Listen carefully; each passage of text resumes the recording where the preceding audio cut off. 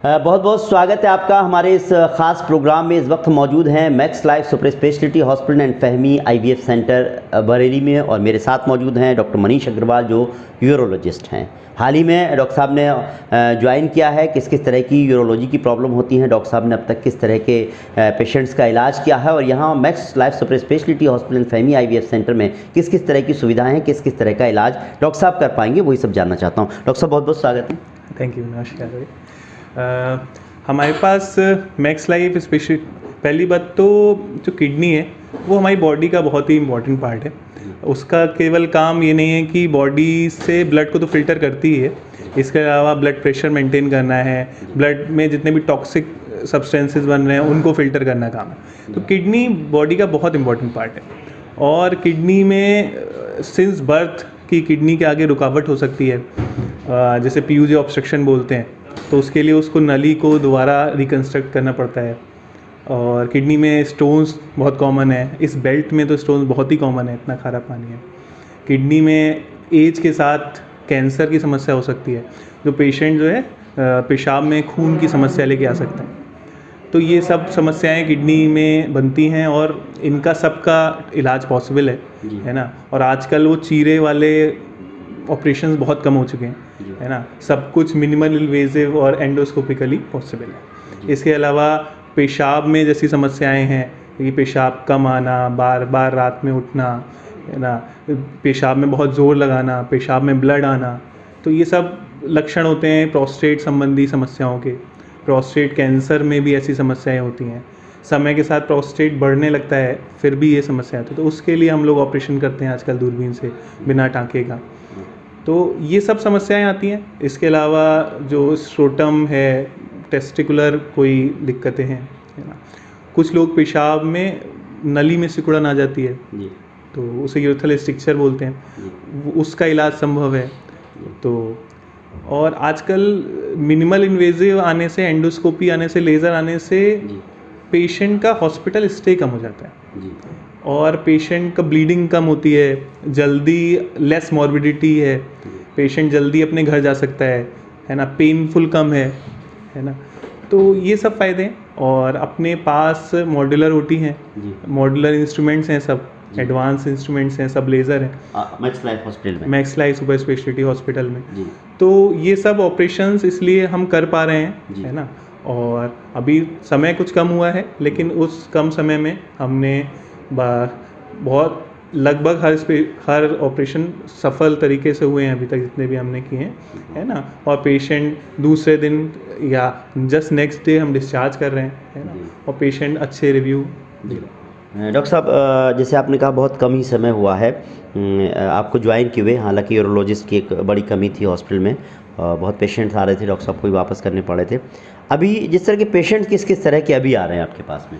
अभी जैसे गर्मियों का समय है अभी, तो इस टाइम स्टोन्स के पेशेंट्स बहुत आते हैं। पेशेंट डिहाइड्रेट होता है, फिर यूरिन रिटेंशन के साथ कि यूरेटर में स्टोन अटक गए, या फिर किडनी में स्टोन, तो मेनली इस टाइम स्टोन्स के पेशेंट का ज़्यादा वो रहता है ना। और अगर, लेकिन बस यही है कि अगर हम समय से उसका इलाज कर पाते हैं तो लॉन्ग टर्म किडनी पे इफेक्ट जो होते हैं वो बच जाते हैं। वरना क्या होता है, बहुत लोग पेशेंट दवाई खाते रहते हैं।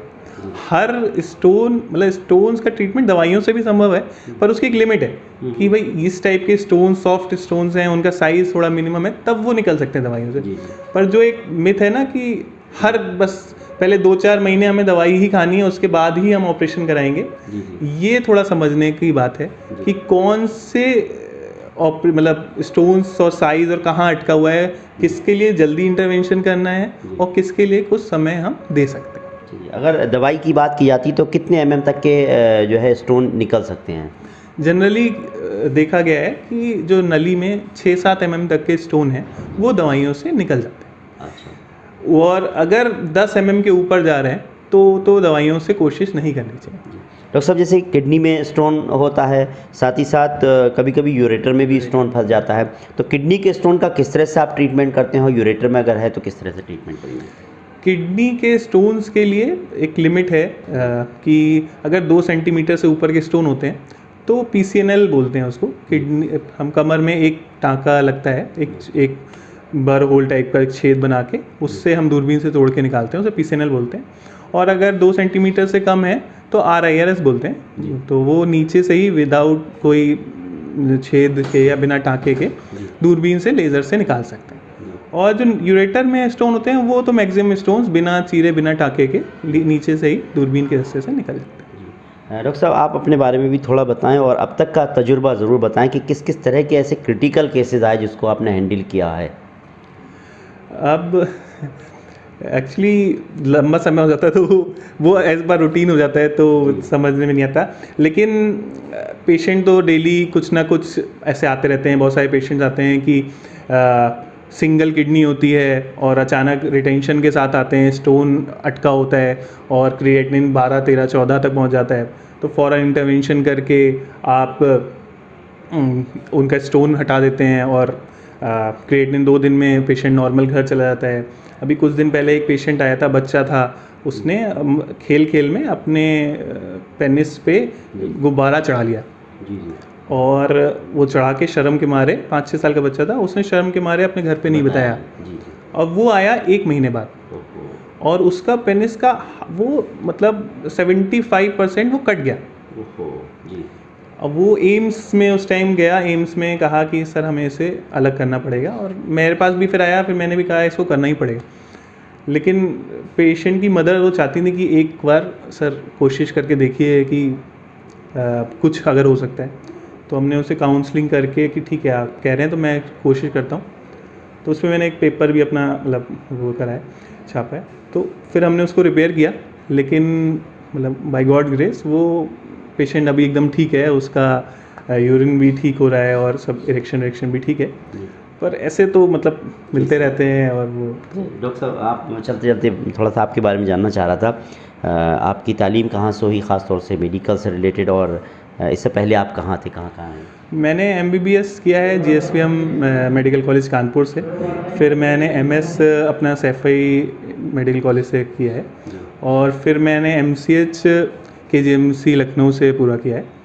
और फिर मैं कुछ 2 साल के लिए नोएडा में था, वहाँ PGI है, चाइल्ड PGI, उससे मैं अटैच था। और उसके बाद फिर अपने शहर बरेली हूँ आप लोग के बीच। मैक्स लाइफ के बारे में क्या कहेंगे, कैसा हॉस्पिटल है? क्योंकि अभी आप आए हैं, पहले नोएडा में थे, किस तरह की फैसिलिटीज़, ओवरऑल कैसा हॉस्पिटल है? Max Life super speciality hospital मैंने पहले भी कहा है, बहुत up to the mark hospital है।